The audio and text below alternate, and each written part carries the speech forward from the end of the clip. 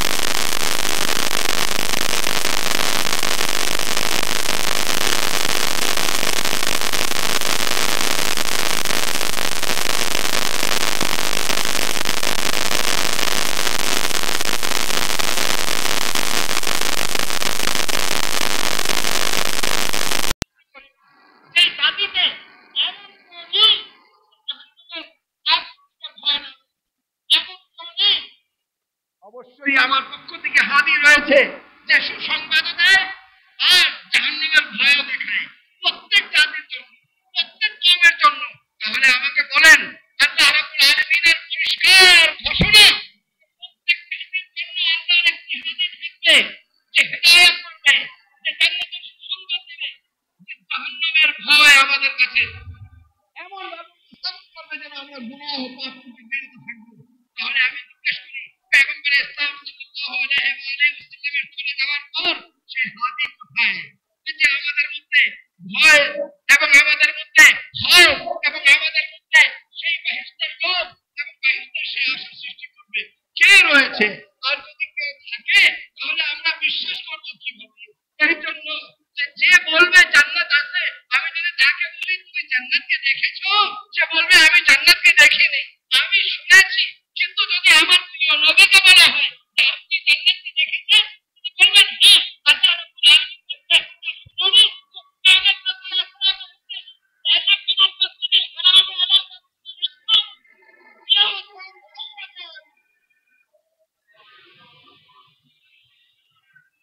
কেন শুনুনি? সুবহানাল্লাযী আসরা বিআবদিহি আলামিন তার বান্দাকে অর্থাৎ আমাদের প্রিয় নবীকে কোথায় নিয়ে যাচ্ছেন? মসজিদে হারাম থেকে মসজিদে আকসা। প্রিয় নবী বর্ণনা করছেন জান্নাত নিজে চোখে দেখে আসছি, জাহান্নাম কোথায় কিভাবে আযাব হয় নিজে চোখে দেখে আসছি। সবাই বর্ণনা করছেন। কোন লোককে সুসংবাদে আপনি জান্নাতে আসান্বিত হবেন নাকি আমার প্রিয় নবী যিনি নিজের চোখে জান্নাত দেখে আসছেন? নিশ্চিতভাবে প্রিয় নবী, কেন তিনি নিজে দেখে আসছেন। তাহলে আমার কেমন হাবি দরকার? এমন হাবি যে সবাই দেখে দেখবে, আমরা সঙ্গে দেখে নিজেই দেখিনি, এর কোথায় আমার আশা করে যাচ্ছি। কিন্তু যদি আমি বলি আমি নিজে দেখেছি, সাল্লাল্লাহু আলাইহি মুহাম্মদ মুহাম্মদ, আমি যদি আপনাকে বলি আমার বাসায় আপনি দাওয়াত, আপনি নিশ্চিতভাবে চলে আসবেন, কিন্তু আমি আপনাকে দাওয়াত করেছি। কিন্তু এক বোকা, এক ধনী লোককে বোকা বানানোর জন্য করছে কি, বেশ কিছু ফকিররা দেখছে, ওই যাও হক সাহেবের বাসায়, আগামীকাল দুপুরে তোমাদের দাওয়াত আছে। ফকিররা তারা অভাবে না খেয়ে থাকে, তারা বলে যখন দাওয়াত পেয়েছি যাও। ওই 100টা ফকির হক সাহেবের বাসায় এসে উপস্থিত হয়ে গেল। এদিকে তো হক সাহেব দাওয়াত করেননি, ফকির এসে দেখে কোনো দাওয়াত নেই। কিন্তু কিছুক্ষণ পরে দেখে যে তাকে দাওয়াত করেছিল সেও সেখানে আসে হাজির। বলে কি ব্যাপার ভাই, তুমি মিথ্যা কথা বলে আমাদেরকে বিভ্রান্ত করে হক সাহেবের বাসায় পাঠিয়ে দিলে, সেখানে রয়েছে আর তুমি নিজে চলে আসলে কেন? যদি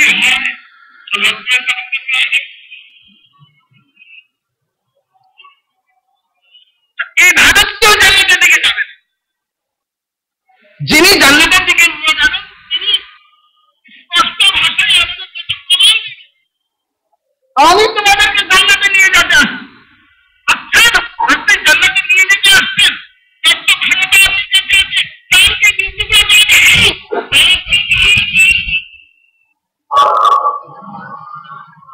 যদি আপনি আল্লাহর পক্ষ থেকে এসে থাকেন তাহলে চাঁদকে দুটুকো করে দেখেন।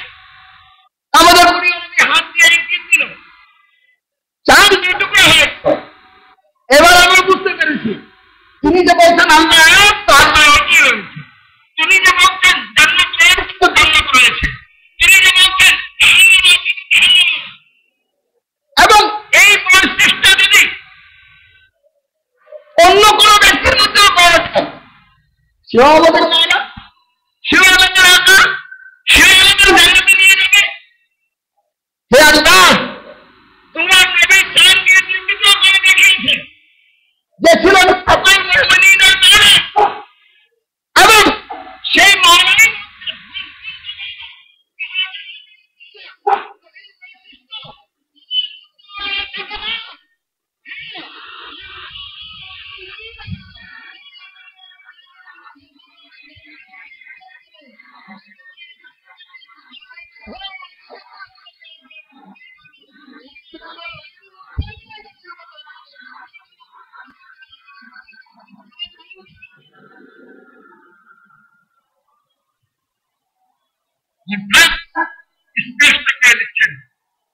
আমরাই হচ্ছি, হ্যাঁ আমরাই হচ্ছি না, এবং আমরাই হচ্ছি তোমাদেরকে, আমরা সাহেবের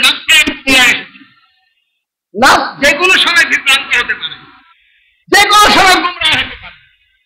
এই জন্য তো আল্লাহ রাব্বুল আলামিন বললেন রূহ আমার দেওয়া, রূহের দ্বারা কোনো চিন্তা নেই, কিন্তু নাফস তোমাকে দিয়েছি, তোমার এখতিয়ার মুক্ত। আল্লাহ রাব্বুল আলামিন কি বলেন, ইন্নাল্লাহ আশতারা মিনাল মুমিনিনা আনফুসাহুম ওয়া আমওয়ালাহুম। আল্লাহ রাব্বুল আলামিন মুমিনদেরকে তাদের নফসকে, তাদের মালকে কি করে প্রয়োগ করতে চান, বিআন্না লাহুমুল জান্নাহ, তার পরিবর্তে আল্লাহ রাব্বুল আলামিন জান্নাত দান করবেন। আমাদের কাছ থেকে নফসকে ক্রয় করতে চান। কিভাবে না বিক্রি করবো আমরা? কিভাবে নফস আল্লাহর কাছে বিক্রি করার অর্থই হচ্ছে এটা, যে আমার নফস যদি আপনি হাতে তুলে দেন, এটা আমার নিকট নেই, আল্লাহ যা বলে তা করবে, যার থেকে বিরত থাকেন কি বলে বিরত থাকবে। তাহলে আমরা কি করবো? বিক্রি করে দেবো। আচ্ছা, আল্লাহর কাছে কিভাবে বিক্রি করবো? আমরা কিভাবে নেবে? কিভাবে নেবে? এমন তো কোনো পন্থা নেই যে আল্লাহ আমাদের কিভাবে নেবে। এই জন্য পয়গম্বর ইসলাম বলেছেন, আলাস্তে আয়াতান ফাতাকুল, তোমরা আমার প্রতি ঈমান এনেছো, আমার প্রতি ঈমান আনো মানে আল্লাহর প্রতি ঈমান। তোমরা আমার প্রতি ঈমান এনেছো, আমি তোমাদের নফসের মালিক হয়েছি।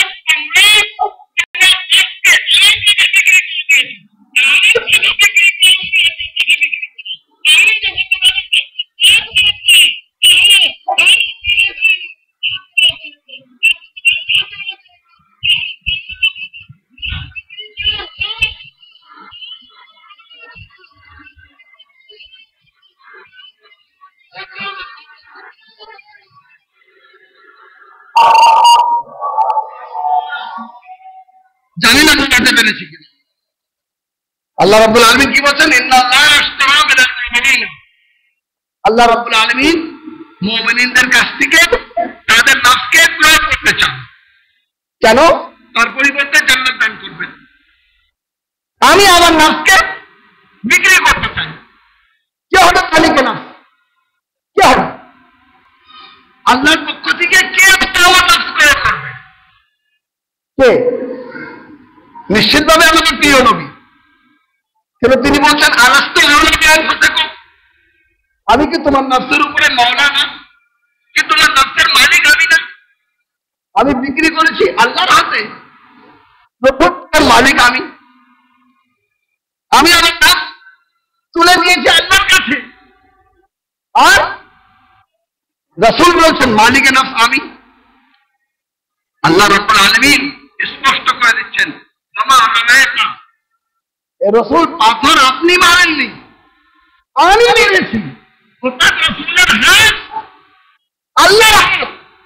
তো আপনি যদি আপনার নাম রাসূলের হাতে তুলে দেন, তাহলে নিশ্চিতভাবে আপনি আল্লাহর কাছে তুলে দিয়েছেন। আর যখন আল্লাহর কাছে তুলে দিয়েছেন, তো জান্নাত পেয়ে যাবেন। এই জন্য আপনি নাম দেন আল্লাহর কাছে, শাফা মেরশাদ রাসূল যদি আপনাকে শাফাআত করে দেন, জান্নাতে চলে যাবেন। কিসের শাফাআত করবেন?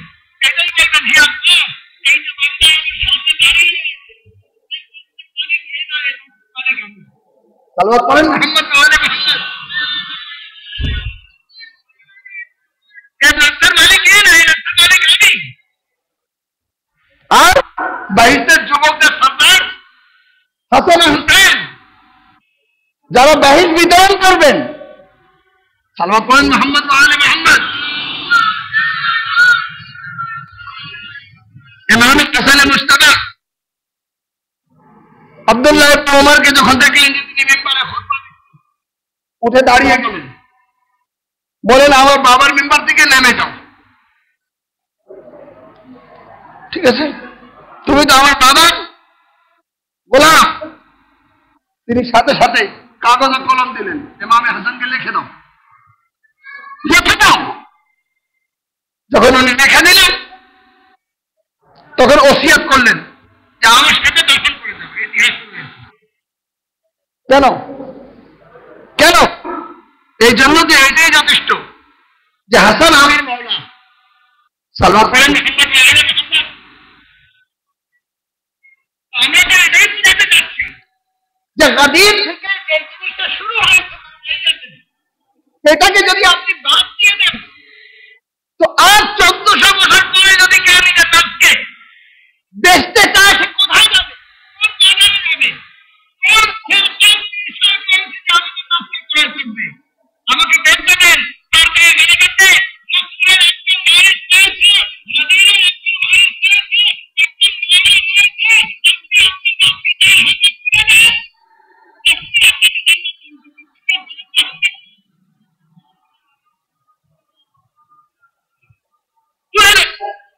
রাসূল আপনাকে জান্নাত দান করবেন। এই জন্য এত গুরুত্বপূর্ণ গাদির, সে গাদিরকে আমরা ছেড়ে দিয়েছি। যখনই ছেড়ে দিয়েছি, ইখতিলাফ সৃষ্টি হয়েছে। কেন? নাফস নিয়ন্ত্রণ চায়, এটা হতে পারে না। এটা আপনার ইনসাফের মানে আল্লাহর ইনসাফের বিপক্ষে। বিভ্রান্ত করার জন্য শয়তানকে রেখে দেবেন আর নাফসকে হেদায়েত করার জন্য কাউকে রাখবেন, এটা হতেই পারে না। হযরত মুসা কয়দিনের জন্য গিয়েছিলেন?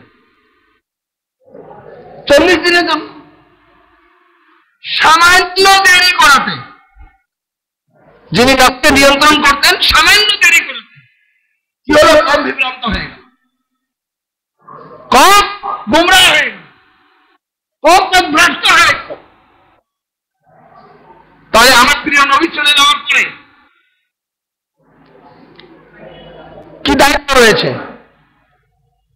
কি গ্যারান্টি রয়েছে যে আমরা বিভ্রান্ত হব না?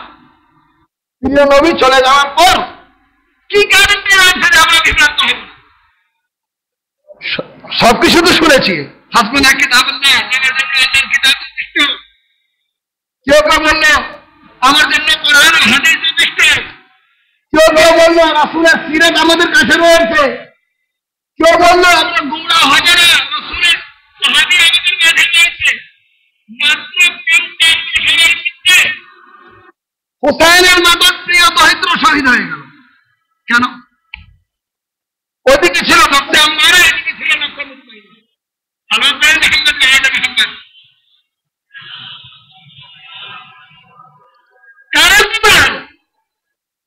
যারা রাসূলকে চিনতে পারেনি তারা তো কাফির ছিল। এরা তো চিনতে পেরেছে, এরা তো ঈমান এনেছে। ঘটনা কি? রাসূল যতদিন ছিলেন রাসূলকে অনুকরণ করা হয়েছে, অনুসরণ করা হয়েছে। রাসূলের কোনো ধরনের অবস্থা সৃষ্টি করে দেওয়া হয়, যাকে দেখে সে আমিনুল মুমিনিন, যাকে দেখে সে মুমিনদের মৌলা। নিজের নাফসের অবস্থা জানে না, কিন্তু নিজেই মৌলা। অবস্থা এমন এক পর্যায়ে চলে গেল যে নিজে ইমামে হুসাইন আলাইহিস সালাম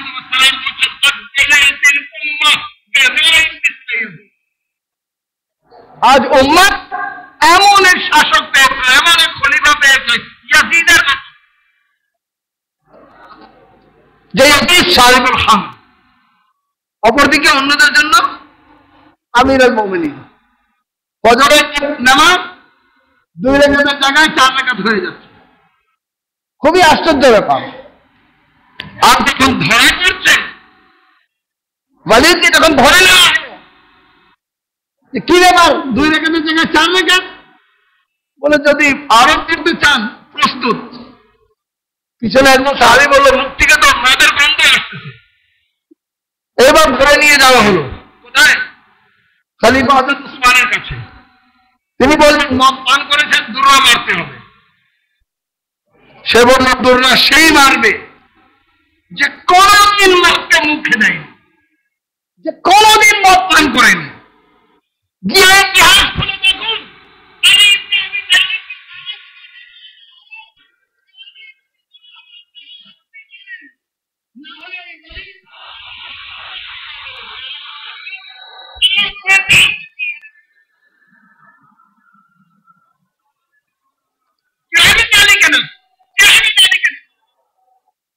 হযরত ইব্রাহিম আলাইহিস সালাম বলেন ইন্নী ইব্রাহিম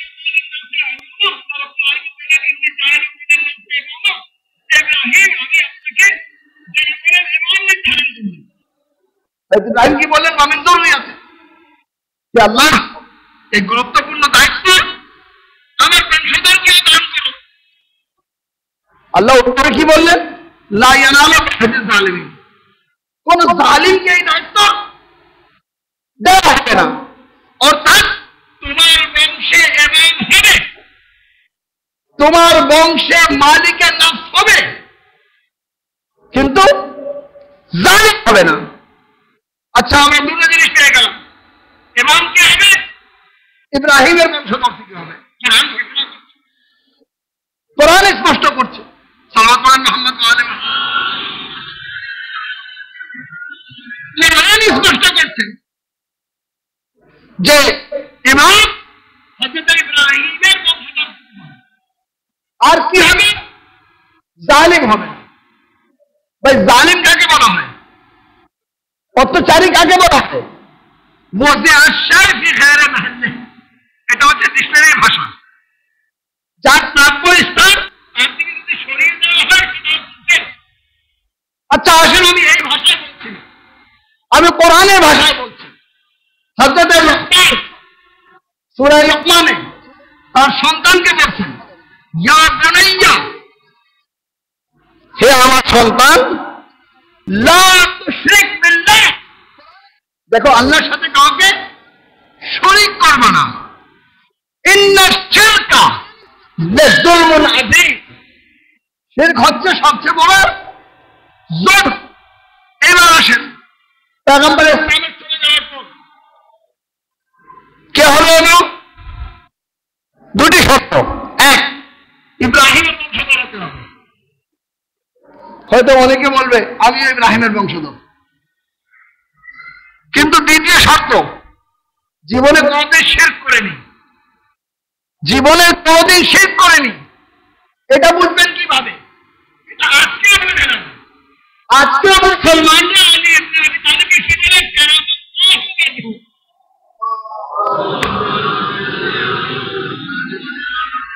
কি বলে?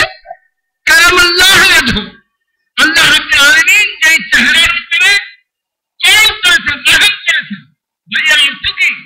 যে কোনোদিন তিনি শিরক করেননি, কোনোদিন তিনি মূর্তির আগে মাথা নত করেননি। খলিফা কে হবে? ইব্রাহিমের মধ্যবর্তী কে হবে? খলিফা কে হবে? যে কোনোদিন শিরক করেনি।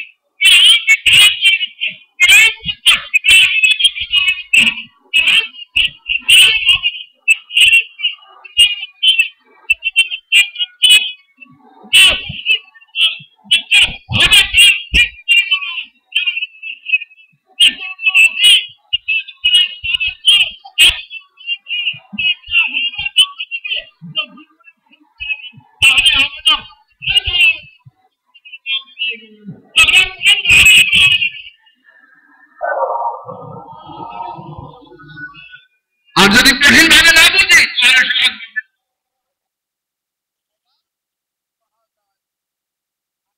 যার মাওলা এ আলী, তার মাওলা, কিন্তু না, আলীকে মাওলা না মেনে কি অবস্থা সৃষ্টি করা হলো? শারিবুল খামর, মদ্যপান করি খেলাফতের আসনে ইমামে হুসাইন আলাইহিস সালাতু ওয়াস সালাম বললেন, এই অবস্থা সৃষ্টি হয়েছে।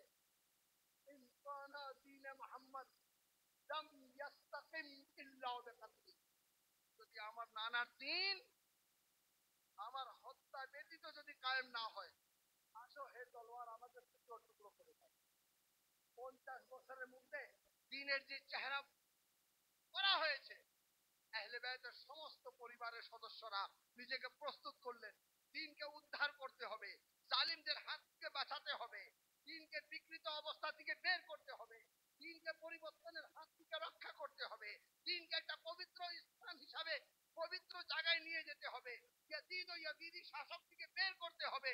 হুসাইন বললেন, যা কিছু আমার কাছে রয়েছে আমি সেগুলা নিয়ে হাজির। তো হযরত জায়নাবে কুবরা সাল্লাল্লাহু আলাইহা বললেন যে যা কিছু আমার কাছে রয়েছে সেগুলা নিয়ে আমি হাজির। আল্লাহ আল্লাহ, মানুষ বলে একজন মুস্তাহিদ মদিনায় রয়ে গেলেন, তিনি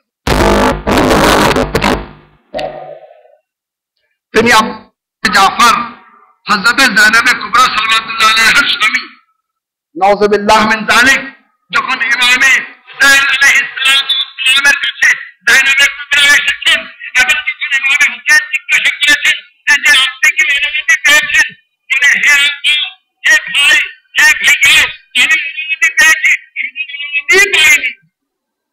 তিনি বলেছেন, যেহেতু আপনার ভাই আমাকে নির্দেশ দিয়েছেন মদিনায় থাকার জন্য, আমি তো কারবালায় যেতে পারছি না, আমার পক্ষ থেকে দুই সন্তানকে নিয়ে যান, আইনকে নিয়ে যান, মোহাম্মদকে নিয়ে যান।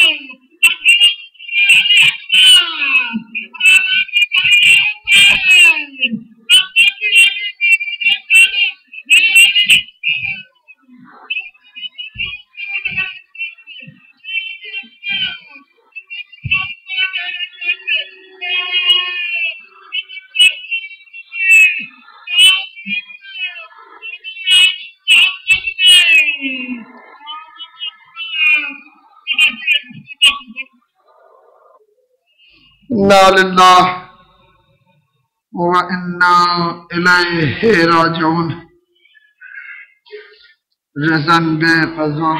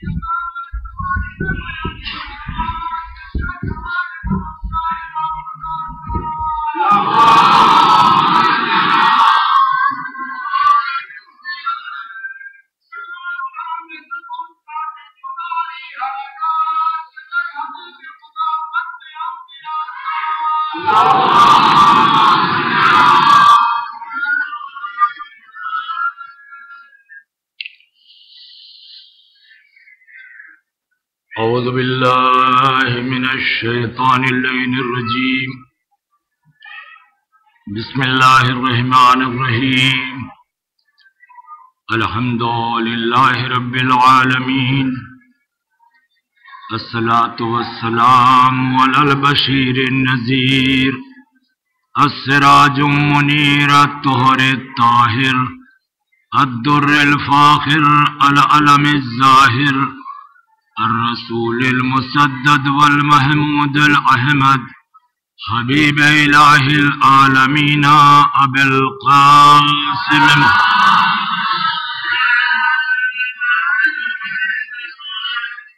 وآله الطيبين الطاهرين المعصومين المظلومين ولعنة الله على أعدائهم أجمعين من الآن إلى قيام يوم الدين أما بعد فقد قال الله سبحانه تبارك وتعالى في القرآن الحكيم بسم الله الرحمن الرحيم ومن يبتغي غير الإسلام دينا فلن يقبل منه وهو في الآخرة من الخاسرين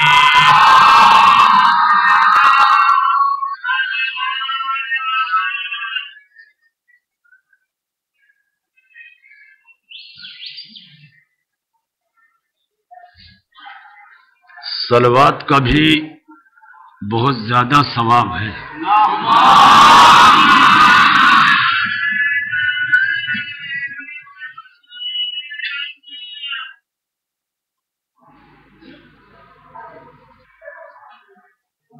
جناب رسول خدا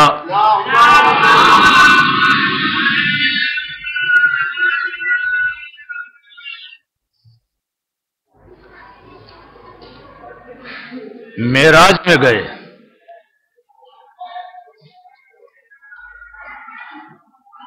ایک جگہ ایک فرشتے کو دیکھا، لیکن اس کی عجیب و غریب خلقت تھی. یعنی کئی ہاتھ اور ہر ہاتھ میں ہزاروں انگلیاں.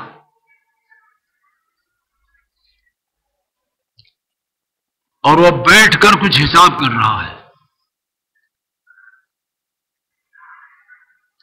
رسول نے جبریل سے پوچھا کہ یہ فرشتہ کیا کر رہا ہے؟ جبریل نے اس سے پوچھا تو اس نے جواب دیا کہ میں آسمان سے کتنے قطرے، کتنا پھوٹا آسمان سے پانی کے زمین پر گرے، پھر پہاڑوں پر، سمندر میں، آبادی میں، غیر آبادی میں، جہاں جہاں بھی جتنے قطرے گرے ہیں ان سب کا بیٹھ کر میں حساب کر رہا ہوں۔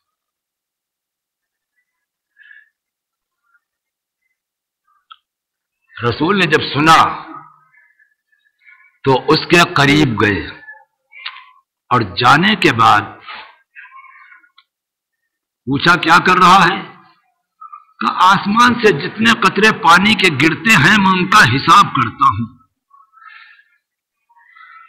تو آپ نے فرمایا تو بہت بڑا حسابی ہے،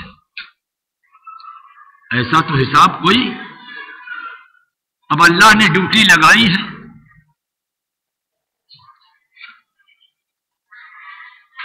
اب وہ فرشتہ خود کہتا ہے کہ کچھ ایسے حساب ہیں جن کو میں نہیں کر پاتا۔ اب رسول بھی فرمانے لگے کہ یعنی جب آسمان سے قطرے جتنے گرتے ہیں اس کا حساب کر لیتا ہے تو اب کون سی ایسی چیز ہے جس کا تو حساب نہیں کر پائے؟ تو اس نے کہا کہ سنیے، پہلے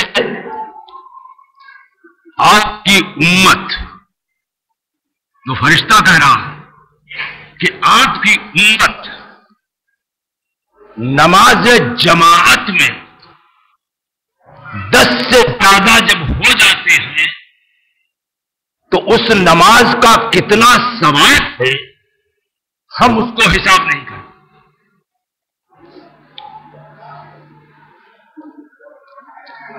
اب آپ کو جب معلوم ہو گیا اس کے بعد جو ہے، اب اس کے بعد بھی اگر آپ نماز جماعت کو چھوڑیں تو آپ سے زیادہ کوئی بدقسمت نہیں ہوگا۔ ایک بات، دوسرے وہ کہتا ہے کہ یا رسول اللہ ایک حساب اور ہے کہ جس کو میں نہیں کر پاتا ہوں۔ کہ وہ کیا ہے؟ کہ آپ کے بھائی علی بن ابی طالب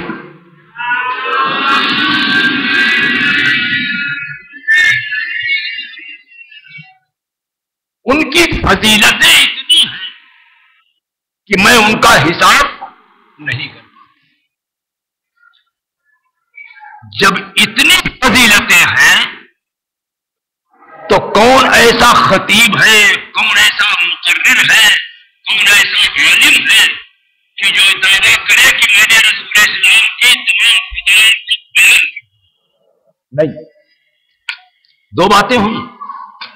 اور تیسری بات وہ فرشتہ کہتا ہے کہ اللہ کے نبی آپ کی امت آپ کے اوپر اور آپ کی آل کے اوپر درود پڑھتی ہے تو اس کا ثواب میں شمار نہیں کرتا ہوں کہ کتنا۔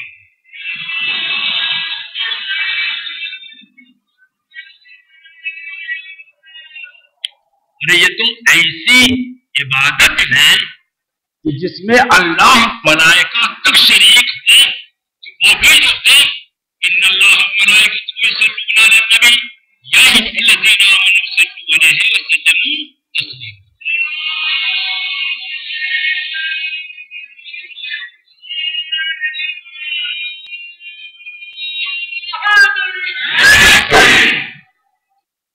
ایک شخص تھا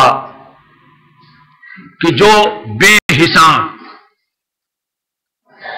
یعنی گنتی نہیں، تسبیح لی گن رہے، بے حساب رسول اور ان کی آل کے اوپر درود پڑھتا تھا۔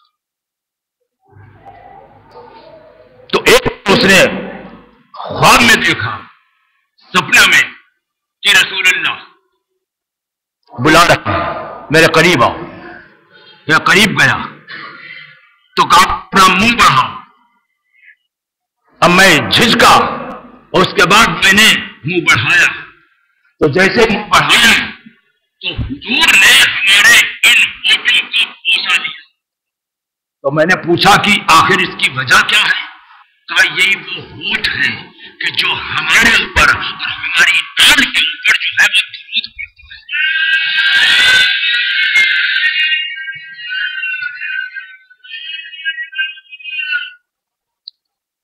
आप समझ गए, ये भी इबादत है।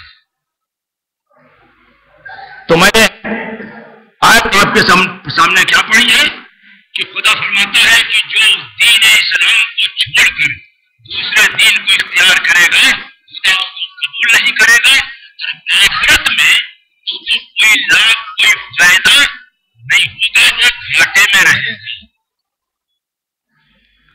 कल की मेरी तकरीर आपके जहनों में होगी कि उसूल दीन और फुरूए दीन कि सबसे पहले जो है वो क्या है इस्लाम में उसूल दीन, और उसूल दीन में भी सबसे पहले क्या है अल्लाह को एक मानो, अल्लाह को वहदहू ला शरीक मानो, और फिर अल्लाह जैसा है कि किसी को भी मानना हो तो जैसा है उसको वैसा मानो। मैंने अर्ज किया था नसारा नजरान भी मानते थे, लेकिन वो कैसा मानते थे कि वो अल्लाह को औलाद वाला मानते थे, ईसा को खुदा का बेटा कहते थे, मगर ये उनकी तौहीद सही नहीं है। अज़ीज़ान गिरामी, कुछ ऐसे थे कि जो बुतों को सजदा करते थे, कोई दरख्त को, कोई दरिया को, कोई पत्थरों को, इस तरीके से उनके जहनों में तसव्वुर था काहे का खुदा का। तो जरूरत हुई कि उन सारे तसव्वुरात को अपने जहनों से निकाल दो और उसके बाद उस एक अल्लाह का तुम इकरार करो, ला इलाहा इल्लल्लाह। तो रसूल ने क्या फरमाया था कि कूलू ला इलाहा इल्लल्लाह। तो आज कूलू तो कोई नहीं कहता है, सिर्फ ला इलाहा इल्लल्लाह सब पढ़ते हैं। तो जब हुजूर ने कूलू कहा कि कहो ला इलाहा इल्लल्लाह, तो हुजूर कोई एक था कि जिसने कहा अशहदु ला इलाहा इल्लल्लाह। तो हुजूर आज जो कलमा हम पढ़ते हैं वो कौन सा है? अशहदु, ये अली इब्न अबी तालिब ने यानी गवाही दी कि मैं गवाही देता हूं कि अल्लाह के अलावा कोई खुदा नहीं।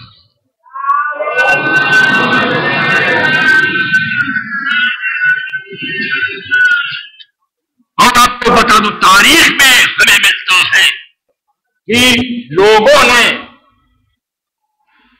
यानी लकड़ी के भी बुत बनाए थे, पत्थर के भी बनाए थे। यहां मिलता है कि लोग हलवे का बुत बना लेते थे, और जब साथ में जाते थे, कहीं सफर में जाते थे, तो वो उस बुत को अपने साथ में रखते थे, और जब भूख लगती थी तो खा भी लिया करते थे। तो अब ये बताइए कि ये खुदा, ये लकड़ी का बुत, पत्थर का बुत, हलवे का बुत, ये क्या है? खुदा है?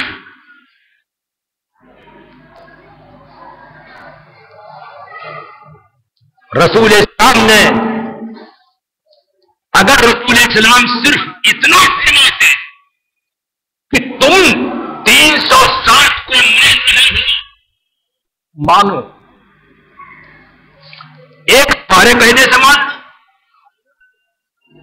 तो कोई मुखालिफ नहीं होता,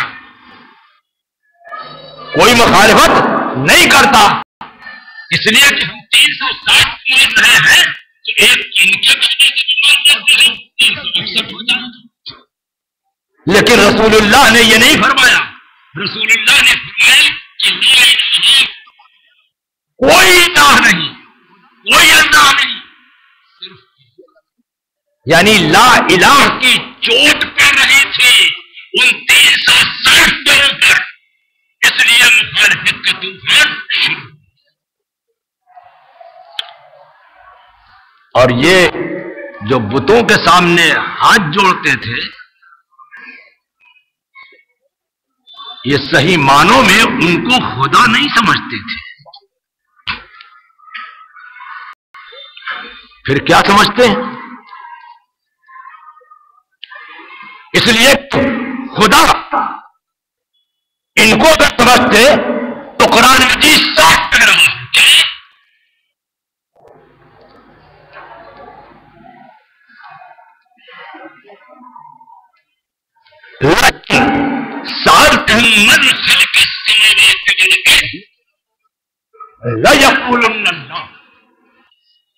اگر ان کافروں سے تم یہ پوچھو، یہ سوال کرو کہ اس زمین اور آسمان کا پیدا کرنے والا کون ہے؟ عجیب و غریب بات کہ اگر ان کافروں سے جنہوں نے بت بنائے ہیں، ان سے تم پوچھو کہ زمین اور آسمان کا پیدا کرنے والا کون ہے، تو ان کا جواب ہے لا یقولون اللہ۔ اس کا مطلب کہتا ہے کہ زمین اور آسمان کا پیدا کرنے والا اللہ۔ تو جب زمین اور آسمان کا پیدا کرنے والا اللہ ہے تو پھر یہ بت کیا ہے؟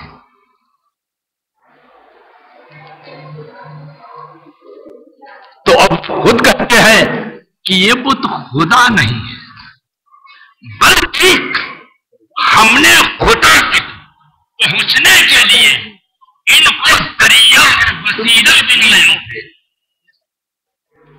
بھائی یہی چیز آپ کو ملی تھی، ذریعہ وسیلہ بنا، تو ان کے پاس ایک جواب ہے، کیا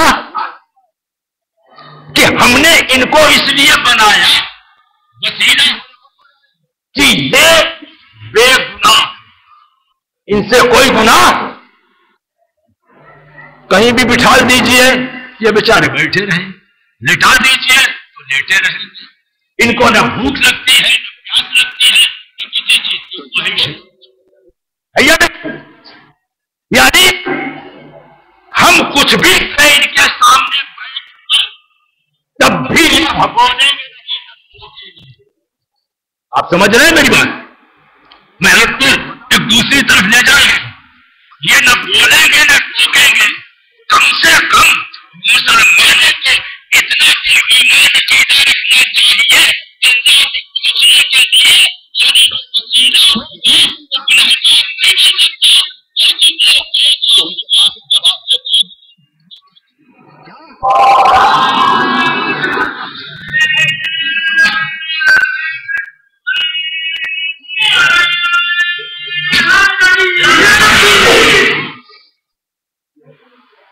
اگر کسی بت کے سامنے بیٹھ کر کوئی شراب پیے تو کیا بت بولے گا یہ حرام؟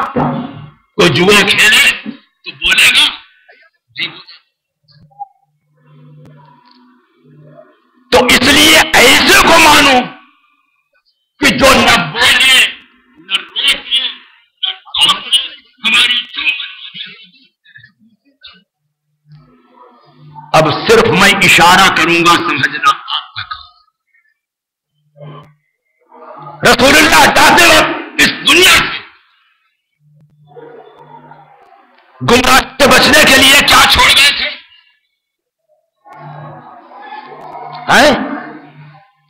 دو،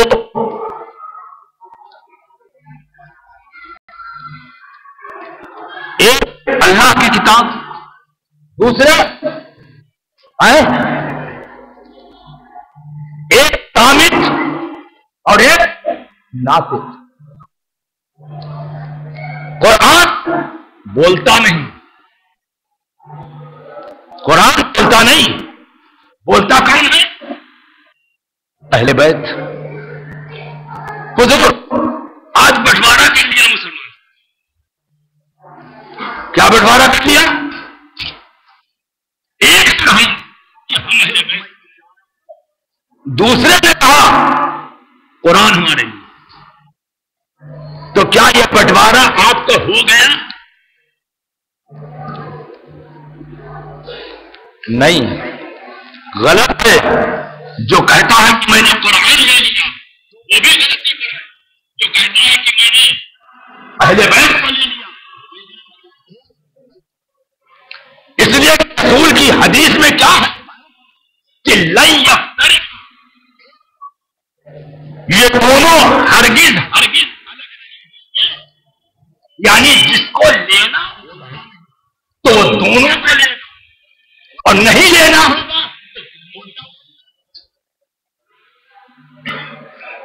تو حضور یہ قرآن اور اہل بیت بٹ نہیں سکتے، لہذا دونوں کو لینا پڑے گا۔ اب یہ ہے کہ نہ قرآن کو چھوڑیے نہ اہل بیت کو چھوڑیے، بس فرق اتنا ہے کہ اہل بیت کو جو رکھا ہے ساتھ میں تو اس لیے کہ اہل بیت وہ ہمارے ہر قدم پر بولنے میں بولنے میں رہنمائی بھی کرے گی،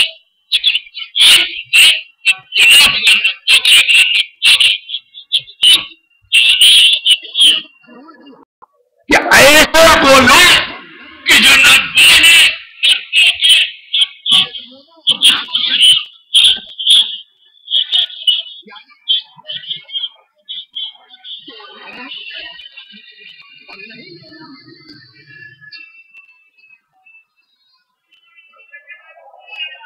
اب قرآن ہے کیا؟ دیکھیں یعنی اللہ نے فرمایا کہ ہمارے نزدیک اگر کوئی دین ہے تو وہ دین ہے۔ پھر اللہ دوسری آیت میں فرماتا ہے کہ الا للہ الدین الخالص، ہمارے پاس آنا ہے تو خالص دین لے کر آنا، ملاوٹ والا نہیں۔ ملاوٹ والا مجھے پسند نہیں۔ ارے تم جب دنیا میں چیزیں خریدتے استعمال کے لیے تو اس کو بھی پیور جا رہا ہے۔ ابھی گرم کپڑا خریدا جائے گا تو یہ دیکھا جائے گا کہ اس میں سوتی تو نہیں ملا، کاٹن تو نہیں ہے، کیونکہ پیور اون چاہیے۔ اسی طریقے سے گھی جب جاتے ہیں تو اصلی تو حضور اب اللہ بھی دین کا مطالبہ کر رہا ہے، ملاوٹ والا مجھے پسند نہیں۔ تو جب ملاوٹ والا اسے پسند نہیں ہے تو سب سے پہلے تو اللہ کے اوپر یہ ذمہ داری ہے کہ تو خالص دین بھیج۔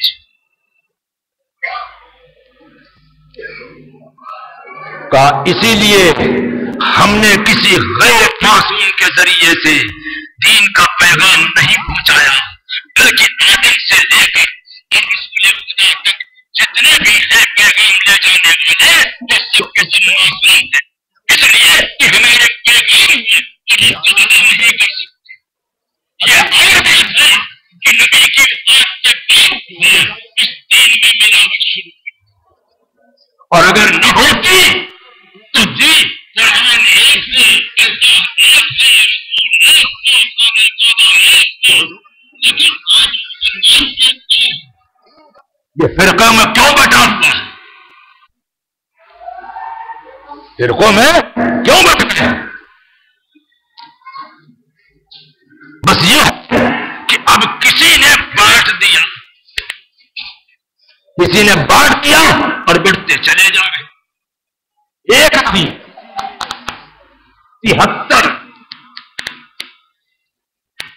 حضور نے خود فرمایا، تو حضور میں عرض کر رہے ہیں کہ اللہ نے قرآن مجید میں تمام چیزوں کا ذکر کر وہ چیز چھوٹی نہیں، اور قرآن کے ساتھ جو ہے وہ اہل بیت۔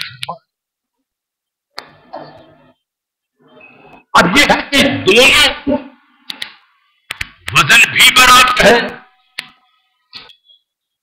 دونوں کا وزن بھی برابر ہے، اہل بیت بھی اور قرآن۔ فرق اتنا ہے کہ وہ صامت ہے یا ناطق ہے۔ لیکن یہ بتائیے اس کتاب کا وارث ہے کون؟ کتاب کا وارث ہے کون؟ ہم آپ ہیں؟ اللہ نے نام نہیں لیا، لیکن اتنا ضرور قرآن مجید میں ذکر کیا ہے، ہم نے اس کتاب کا وارث بنایا ہے، چن لیا ہے، یعنی بندوں میں سے۔ اب وہ بندے کون ہیں؟ وہ بندے کون ہیں جو اس کے وارث ہیں؟ اور قرآن اہل بیت کا وارث نہیں بن سکتا، بلکہ اہل بیت قرآن کا وارث بنے گے۔ کیسے کہ وہ صامت ہے، یہ ناطق ہے، اور ہم نے دیکھا ہے کہ جب انسان کوئی مر جاتا ہے تو اس کا گھر، اس کا بینک بیلنس، وارث کون بنتا ہے؟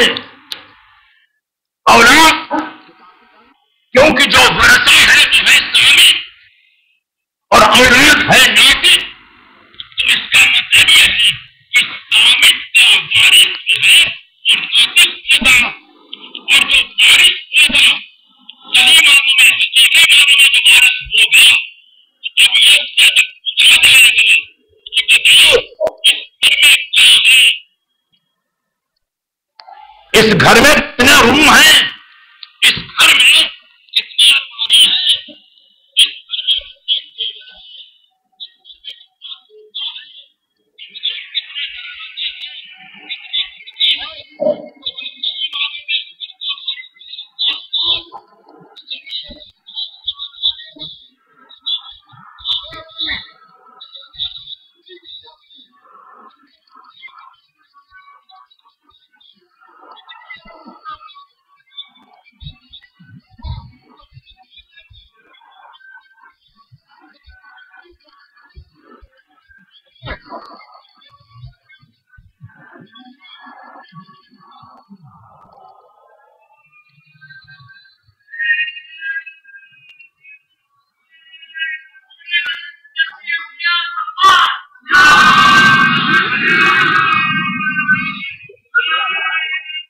ہماری ولایت کی سمجھ ہے، ہماری صداقت کی سمجھ ہے، تو کیا اس لیے کہ ہم وارث ہیں، ہم سب جانتے ہیں۔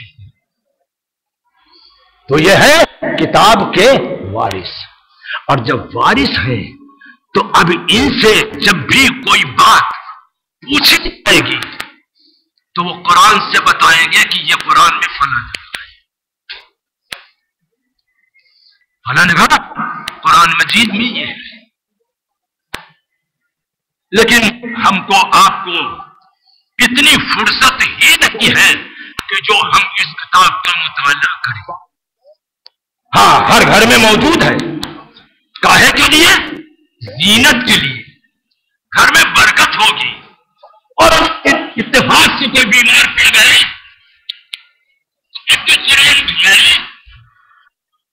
تو اگر ضرورت ہے تیمم کی تو اس کے اوپر اتنی مٹی مل جائے گی کہ تیمم بھی کر سکتے ہیں۔ بیمار پڑ گیا تو کھول کے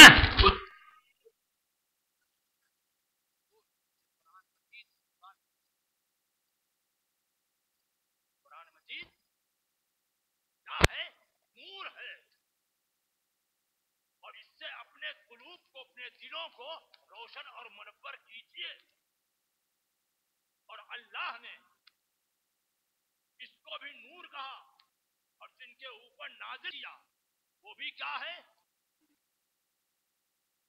آج ایک طبقہ یہ کہتا ہے کہ آپ اسلام کی باتوں کو، جن سے آپ کو عقیدت ہے، محبت ہے، جو رہبر ہے، جو ہادی ہے، ان سے آپ کو محبت ہے، تو آپ ان کا ذکر، مگر غیروں کو ذکر کرنے سے کوئی فائدہ نہیں۔ آپ کو جس سے عقیدت محبت ہے بس ان کا ذکر کرو۔ بات تو بالکل صحیح یا غلط؟ صحیح ہے۔ تو میں ایسے انسان سے یہ پوچھنا چاہتا ہوں، یہ سب ہم سے نہ کہو، मुझसे न कहो, पहले कुरान मजीद को बदल, कुरान मजीद बदलो। कैसे? इसलिए आपका कहना है, आपको जिससे अकीदत मोहब्बत है उसका जिक्र कीजिए, उनके मुखालिफ का जिक्र न कीजिए। तो आप अल्लाह से कहिए कि या अल्लाह, तू अपनी किताब में आदम का जिक्र कर, शैतान का जिक्र न करना। तू अपनी किताब में जनाबे इब्राहिम का जिक्र कर, नमरूद का जिक्र न करना, फिरौन का जिक्र न करना, मूसा का जिक्र कर। है तो अब ये बताइए, अल्लाह ने तो खुद, अरे तुम समझोगे कैसे कि किसने किसको कितना सताया? तो हुजूर, मजलूम का भी जिक्र होगा और जालिम का भी जिक्र होगा। एक सलावत भेज दे मोहम्मद।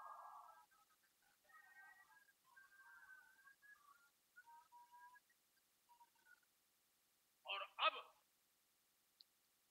बोलने वाले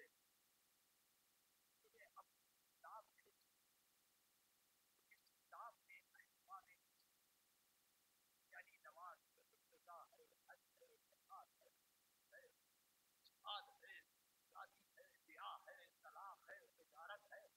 सबका जिक्र कर दे।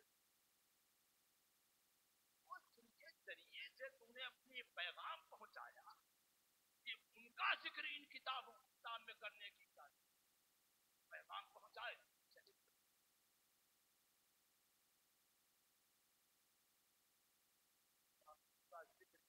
कर रहा हूं ताकि तुमको ये याद रहे, याद ताजा रहे और तुम्हारे जहनों से उठने न पाए इन्होंने हमारी राह में कितनी तकलीफें उठाई। तो अब ये इनका जिक्र जो होगा कुरान मजीद में, तो ये क्या होगा? गलत होगा, हराम होगा। किसी मौलवी से पूछिए कुरान मजीद का पढ़ना क्या है, तो कहेगा इबादत है। इबादत कोई नहीं कहेगा।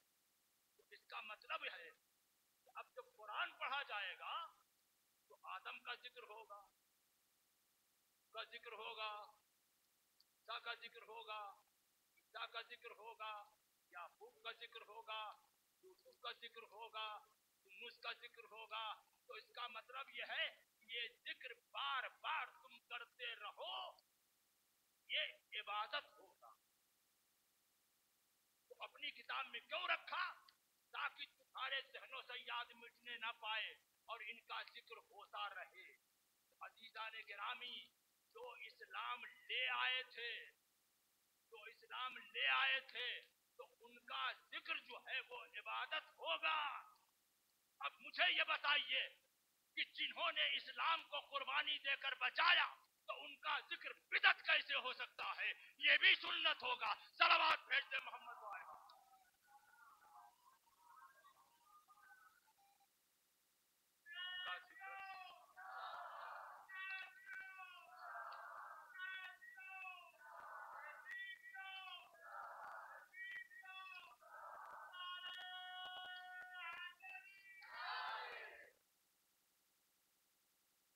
जिक्र भी क्या होगा? इबादत। और हम आप पैदा किस लिए किए गए हैं?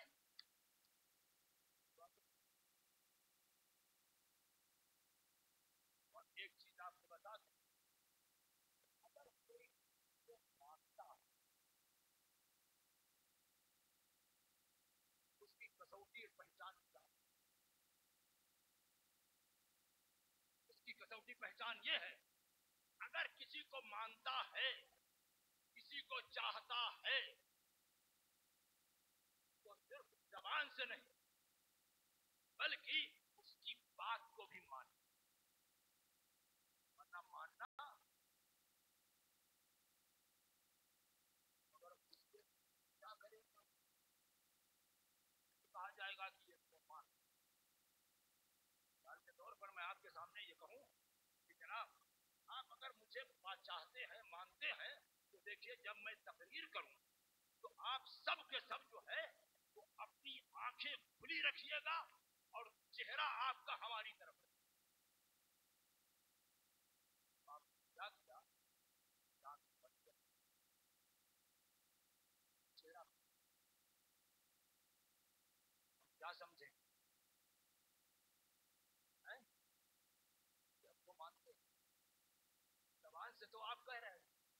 حضور مانیے کیسے قرآن مجید میں واقعہ اللہ نے جناب آدم کو ملائکہ سے کہا کہ جب میں اس میں روح پھونکوں تو سب کے سب سجدہ کرنا. میں بہت جلدی سب کے سب سجدہ کرنا. تو جب سجدے کا حکم آیا روح پھونکی گئی تو سب نے سجدہ کیا. سب نے سجدہ ملائکہ نے کیا لیکن ایک نے نہیں کیا. اور وہ کون تھا؟ ابلیس. اس نے سجدہ نہیں کیا.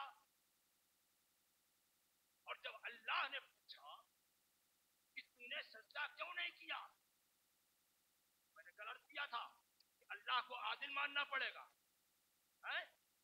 تو اب اس نے یہ نہیں کہا کہ تو نے ملائکہ کو حکم دیا ہے سجدے کا، وہ حکم نہیں دیا اور میں جنات میں سے ہوں. اس نے جواب دیا قدرت کو کہ سجدہ کیوں نہیں کیا، اس لیے ان کو مٹی سے بنایا اور ہم کو آگ سے بنایا. اور آگ جو ہے مٹی سے بہتر اور افضل ہے. بس آپ یہ سمجھ لیجئے کہ مسئلہ فضیلت کو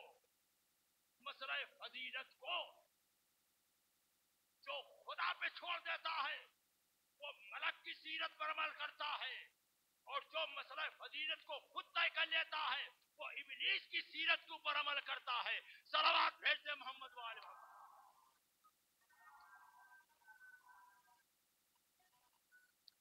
اب سجدہ نہیں کیا والنے والے یہ کتنے تیرے سجدے کرتے. ایسا کوئی تھا متقی، ایسا کوئی تھا نمازی کہ جس کو زمین سے بلا کے عرش پر ملائکہ کی بد میں بٹھالا گیا، اتنے سجدے کیے، تو اب اس سے زیادہ تیری عبادت کرنے والا کون ہوگا. لیکن کیا ہوا کہ اب ایک سجدے سے انکار کیا تو سارے سجدے اس سے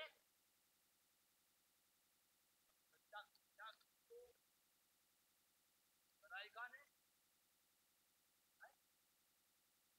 اچھا یہ بتائیے شیطان اس جو ہے خدا کو مانتا تھا یا نہیں؟ اگر مانتا نہ ہوتا تو یہ سجدے کیسے کرتا؟ کا مطلب مانتا. اور ملائکہ بھی مانتے، لیکن دونوں کے ماننے میں فرق ہے. میں عرض کر رہا تھا آپ کسی کو مانیے تو صرف زبان سے نہیں بلکہ اس کی بات کو بھی مانیے، اس کی ذات کو بھی مانیے. تو حضور اب یہاں پر ماننے کے دو طریقے ملے، ایک ملائکہ اور ایک ابلیس. دونوں مان رہے ہیں لیکن خدا کو ابلیس کا ماننا پسند نہیں آیا. اس لیے اگر یہ مجھے مانتا ہوتا تو میرے حکم کو بھی مانتا، میری بات کو بھی مانتا. لیکن کیا ہوا؟ اس نے میرے حکم کو نہیں مانا، ملائکہ نے میرے حکم کو مانا. تو قدرت نے فیصلہ کر دیا کہ ایسا ماننا مجھے پسند نہیں ہے کہ جو میری بات کو نہ مانے. ایسا ماننا پسند ہے جیسے ملائکہ مانتے ہیں. صلوات بھیج دے محمد وآل.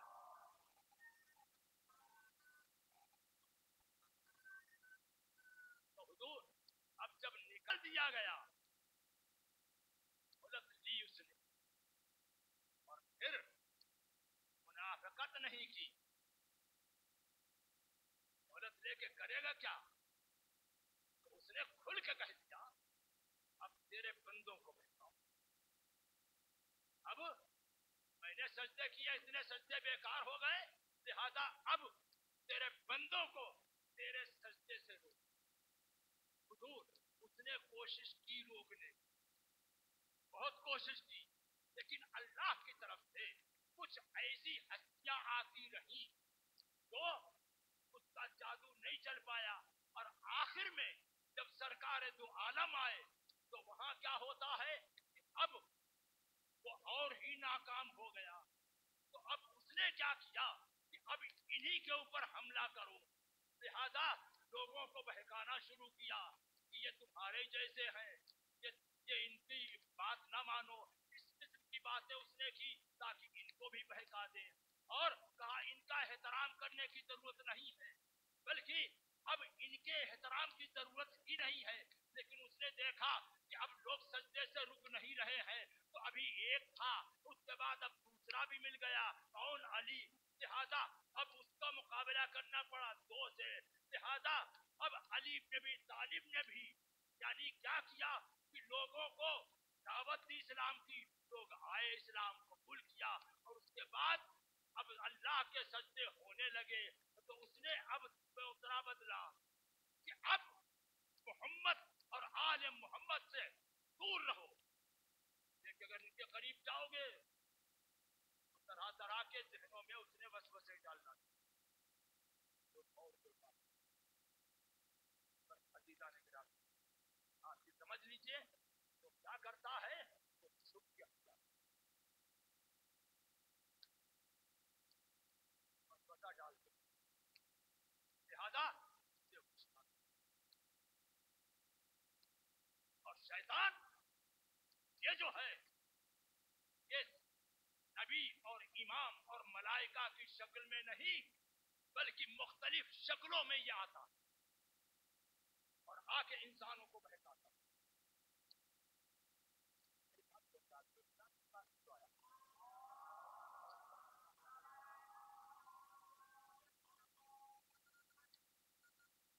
امام نبی اسلام کے پاس بھی آیا تھا, آپ نماز پڑھ رہے تھے اور یہ آیا کس شکل میں؟ سانپ کی شکل. جب اللہ نے نکالا تھا اور مہلت مل گئی بہکانے کی, تو اس نے خود یہ کہا تھا, سلنڈر کر لیا کہ ہم تیرے جو مخلص بندے ہیں ان کو نہیں بہکا سکوں گا. جب تو خود سلنڈر ہو گیا تو اب یہاں زین العابدین اسلام کے پاس تو کیوں آیا نماز کی حالت میں, اور ان کا انگوٹھا منہ میں لے کے کام دینا شروع. لیکن امام زین العابدین اسلام کی عبادت میں کوئی فرق نہیں, کیونکہ زین العابدین بھی ہیں اور سید الساجدین بھی ہیں. صلوات بھیج دے محمد والے.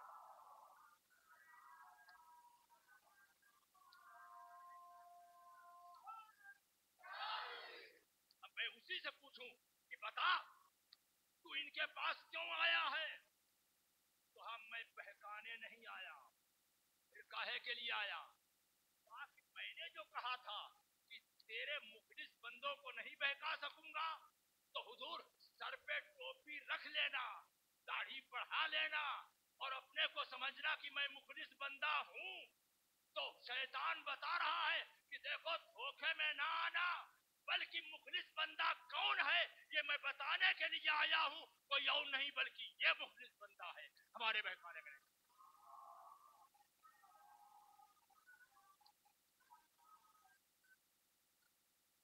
وہ ہر طریقے سے انسانوں کو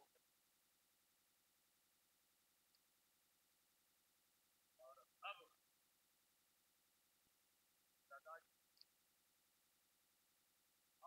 ازاداری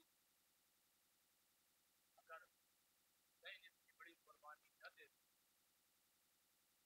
آج ادانے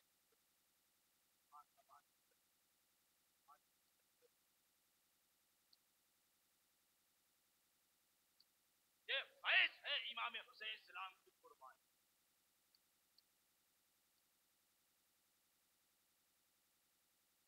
ازاداری معمولی چیز نہیں ہے,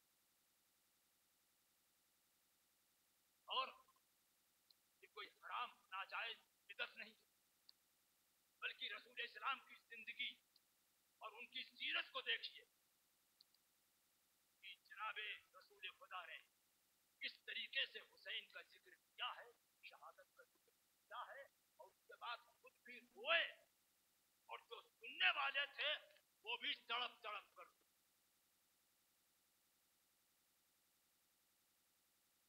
آج ہماری آنکھوں سے آنسو سے گر جاتے ہیں.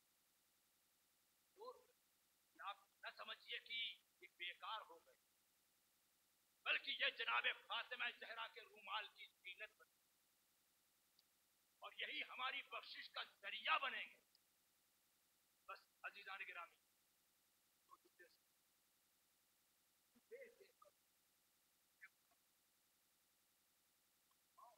ایک عورت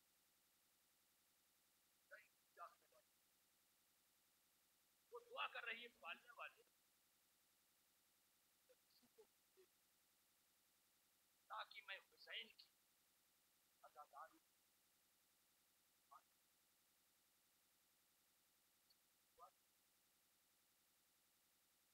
دروازے پر کسی نے کھٹکھٹایا. ایک عورت پردہ نشی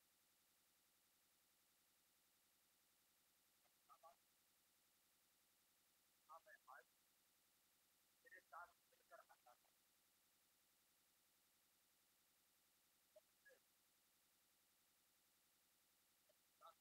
ہوا اور حسین پر مصیبت کو یاد کر کے رونا واقف. 9 محرم تک وہ عورت یعنی عزاداری میں مشغول آئی. مزہ آیا عزاداری وہ یعنی محرم جب آئی بی بی نے جو آئی تھی اب میں کیا شہادت کے دن آپ جا رہی ہیں مجھے یہی نہیں بلکہ مجھے اور بہت سی جگہ جانا. میں نے آپ کو تو کچھ پوچھا بھی نہیں آپ کون ہیں کہاں سے آئی ہیں. اب آپ کم سے کم اتنا تو بتا دیجیے. میں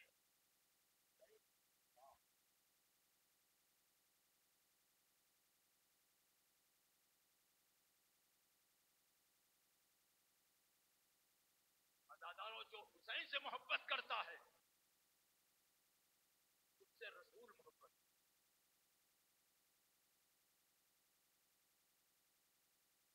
امام حسین اسلام کا بچپنا اور بہت سے بچے جو ہے وہ کھیل